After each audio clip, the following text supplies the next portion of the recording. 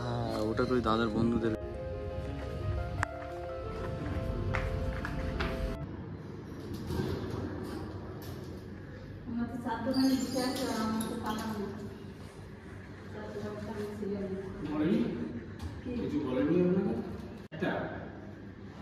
একটু দুটো দিন ওয়েট করতে হবে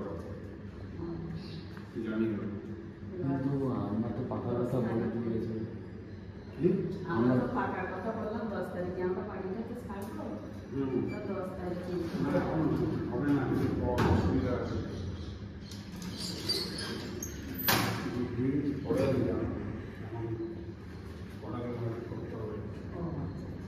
ঠিক আছে মানে 10 তারিখে গাড়ি জানতে পারবো বলে দেবো, ভাইকে বলে দেবো ও করবে।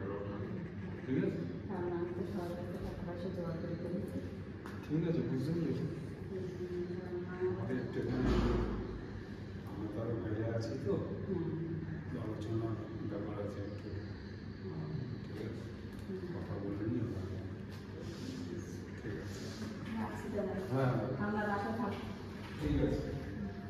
Good morning guys, welcome back to my new video. আমার ডেইলি ব্লগে তোমাদের সবাইকে ওয়েলকাম। তো আজকে সকাল সকাল বেরিয়ে পড়েছি, একটা ঘর দেখতে গেছিলাম, ওটা হচ্ছে ছাদের ঘর। এখন ওটা ভাড়া দেবে বলছিল, কিন্তু এখন আবার বলছে যে না একটু দেরি হবে। তো দেখা যাক ওটা কী হয়। আর সকাল সকাল বেরিয়ে পড়েছি হাঁটতে, তোমাদের সাথে দেখা করাবো আজকে উত্তম দাকে সকাল সকাল। তো চলো ভিডিওটা দেখতে দেখো। এটা আমাদের এখানের অনেক পুরনো পুকুর, এই পুকুরটার নাম ছিল পয়সা পুকুর। বাবা পুকুর তো আর নেই, এ তো ডোবা হয়ে গেছে। চারিদিকে ঘাস আর ঘাস হয়ে গেছে।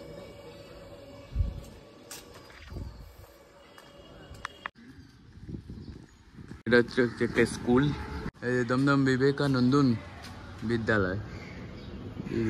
দেখা হয়েছে মর্নিং মর্নিং গাইস। শোন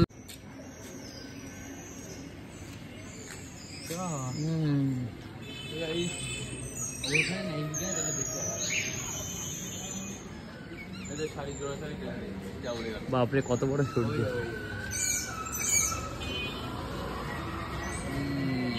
রাম ভর্তি একদম ভর্তি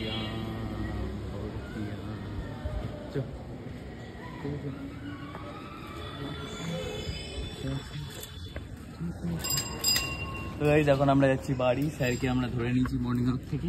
তো চলো যাবো বাড়ি, তারপর গিয়ে দেখা হবে তোমাদের সাথে। আর টেম্পারেচার সকালে এখন কম আছে, কিন্তু এরপরেই হচ্ছে হিট। এখন ওই বাইরে হট হতে শুরু করবে। তো চলো বাড়ি চলো, বাড়ি চলো গাইস। লাইক করো ভিডিওটা, তুমি লাইক করো। চলো বাড়ি পেয়েছেন স্যার? না বাড়ি এখন দেখা চলছে, এখন খোঁজা চলছে।